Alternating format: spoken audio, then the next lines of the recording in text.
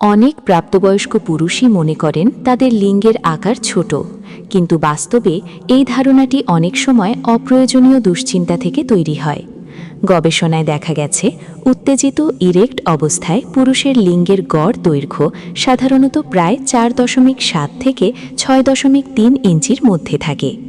অনেক গবেষণায় আবার গড় হিসাবে প্রায় 5.1 থেকে 5.9 ইঞ্চির কথাও বলা হয়। তবে একটি গুরুত্বপূর্ণ বিষয় হল, লিঙ্গের আকার ব্যক্তি, জিনগত বৈশিষ্ট্য এবং অঞ্চলভেদে কিছুটা ভিন্ন হতে পারে, যা সম্পূর্ণ স্বাভাবিক। খুবই বিরল ক্ষেত্রে জেনেটিক বা হরমোনজনিত সমস্যার কারণে লিঙ্গের আকার অনেক ছোট হতে পারে, যেমন 3 ইঞ্চির কম। চিকিৎসা বিজ্ঞানে একে মাইক্রোপেনিস বলা হয় এবং এটি একটি নির্দিষ্ট চিকিৎসাযোগ্য অবস্থা। এখানে আরেকটি বিষয় পরিষ্কারভাবে বুঝে রাখা দরকার, যৌন জীবনে সন্তুষ্টি বা সঙ্গীকে আনন্দ দেওয়ার ক্ষেত্রে শুধুমাত্র লিঙ্গের আকারই প্রধান বিষয় নয়। বেশিরভাগ ক্ষেত্রে সঠিক যোগাযোগ, সময় দেওয়া এবং পারস্পরিক বোঝাপড়াই বেশি গুরুত্বপূর্ণ ভূমিকা রাখে। সাধারণত 4 ইঞ্চি বা তার কাছাকাছি আকার হলেও স্বাভাবিকভাবেই যৌন জীবন পরিচালনা করা সম্ভব। কিছু ক্ষেত্রে বিভিন্ন রোগ বা অপারেশনের কারণে লিঙ্গের আকার বা কার্যকারিতায় পরিবর্তন আসতে পারে, যা চিকিৎসার বিষয়। অনেকের মধ্যে একটি ধারণা আছে যে দীর্ঘদিন হস্তমৈথুন করলে লিঙ্গ ছোট হয়ে যায় বা বেঁকে যায়। বাস্তবে বৈজ্ঞানিকভাবে প্রমাণিত এমন কোনো তথ্য নেই যে স্বাভাবিক মাত্রায় হস্তমৈথুন করলে লিঙ্গের স্থায়ী আকার পরিবর্তন হয়। লিঙ্গের আকার মূলত নির্ভর করে রক্ত সঞ্চালনের ওপর। উত্তেজিত অবস্থায় রক্তপ্রবাহ বাড়লে এটি বড় দেখায়, আর স্বাভাবিক অবস্থায় ছোট থাকে। এটাই স্বাভাবিক প্রক্রিয়া। তবে কেউ যদি খুব বেশি চাপ প্রয়োগ করে বা অস্বাভাবিকভাবে কোনো অভ্যেস গড়ে তোলে, তাহলে কিছু ক্ষেত্রে অস্বস্তি বা সাময়িক সমস্যা হতে পারে। তাই সবকিছুই সংযত ও স্বাভাবিকভাবে করা গুরুত্বপূর্ণ।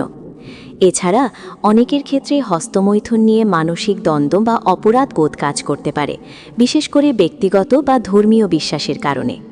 এই মানসিক চাপও কখনো কখনো যৌন আত্মবিশ্বাসে প্রভাব ফেলতে পারে। তাই নিজের মানসিক স্বাচ্ছন্দ্য বজায় রাখা খুব জরুরি।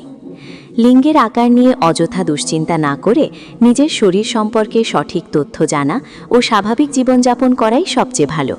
যদি কোনো বাস্তব সমস্যা বা উদ্বেগ থাকে, তাহলে অবশ্যই একজন যোগ্য চিকিৎসকের পরামর্শ নেওয়া উচিত। অনেক পুরুষ ও নারী পর্ন ফিল্ম দেখে নিজেদের শরীর, বিশেষ করে লিঙ্গের আকার বা মিলনের সময় নিয়ে ভুল ধারণা তৈরি করে ফেলেন। এতে অযথা হতাশা বা আত্মবিশ্বাস কমে যেতে পারে, কিন্তু বাস্তবতা আসলে ভিন্ন। প্রথমত, পর্ন ফিল্মে যাদের দেখা যায় তারা সাধারণ মানুষ নয়। তাদের বাছাই করা হয় নির্দিষ্ট কিছু শারীরিক বৈশিষ্ট্যের ভিত্তিতে। যেমন সিনেমায় নায়ক নায়িকা বেছে নেওয়া হয়, তেমনি এখানেও পারফেক্ট দেখানোর জন্যই নির্বাচন করা হয়। তাই তাদের সাথে নিজের তুলনা করা ঠিক নয়। দ্বিতীয়ত, ক্যামেরার অ্যাঙ্গেল ও ভিডিও ধারণের কৌশলের কারণে অনেক কিছুই বাস্তবের চেয়ে বড় বা ভিন্ন দেখাতে পারে। যেমন, আপনি যদি নিচ থেকে কারো ছবি তোলেন, তাকে বেশি লম্বা দেখাবে, আবার উপর থেকে তুললে খাটো লাগতে পারে। ঠিক একইভাবে পর্ন ভিডিওতেও এমনভাবে ধারণ করা হয় যাতে জিনিসগুলো বড় বা আকর্ষণীয় দেখায়। এটাই এক ধরনের ভিজুয়াল ইলিউশন। আরেকটি গুরুত্বপূর্ণ বিষয় হল, পর্নে যে 20-25 মিনিট বা তার বেশি সময় ধরে মিলনের দৃশ্য দেখানো হয়, সেটি আসলে একটানা ঘটে না। এই দৃশ্যগুলো অনেক সময় ধরে কয়েক দিনে শ্যুট করা হয়। পরে ভালো ভালো অংশগুলো এডিট করে একসাথে দেখানো হয়। তাই এটিকে বাস্তব সময় ধরে নেওয়া ভুল।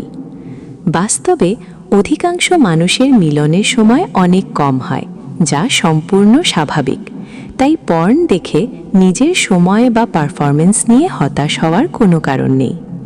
যৌন তৃপ্তির জন্য শুধু লিঙ্গের আকার বা সময়ে মূল বিষয় নয়, বরং ভালোবাসা, বোঝাপড়া, সঙ্গীর প্রতি যত্ন এবং ধীরে ধীরে ঘনিষ্ঠ হওয়া, এই বিষয়গুলোই বেশি গুরুত্বপূর্ণ। শুধু শারীরিক মিলনে সবকিছু নয়, মিলনের আগে ভালোবাসাপূর্ণ সময়, ফোরপ্লে, আদর, স্পর্শ, কথাবার্তা, এসব মিলেই একটি সম্পূর্ণ অভিজ্ঞতা তৈরি করে। অনেক ক্ষেত্রে শুধুমাত্র শারীরিক মিলনের মাধ্যমে পুরো তৃপ্তি পাওয়া সম্ভব হয় না। সঙ্গীর কোন বিষয়গুলো ভালো লাগে, শরীরের কোন অংশ বেশি সংবেদনশীল, এসব ধীরে ধীরে বোঝার চেষ্টা করা উচিত। একইভাবে বিভিন্ন ভঙ্গি বা পদ্ধতি চেষ্টা করে দেখা যেতে পারে, যাতে দুজনই স্বাচ্ছন্দ্য বোধ করেন। সময় যত যায় সম্পর্ক তত গভীর হয়। একে অপরকে ভালোভাবে বুঝতে পারলে মিলনও আরও স্বাভাবিক ও আনন্দদায়ক হয়ে ওঠে। তাই এটিকে একটি শেখার প্রক্রিয়া বা আর্ট হিসেবে ভাবা যেতে পারে। যদি কারো যৌন সংক্রান্ত কোনো সমস্যা বা দুশ্চিন্তা থাকে, তাহলে লজ্জা না পেয়ে একজন যোগ্য চিকিৎসকের পরামর্শ নেওয়াই সবচেয়ে ভালো। নিজে নিজে সিদ্ধান্ত না নিয়ে সঠিক তথ্য জানা ও সচেতন থাকা খুবই গুরুত্বপূর্ণ।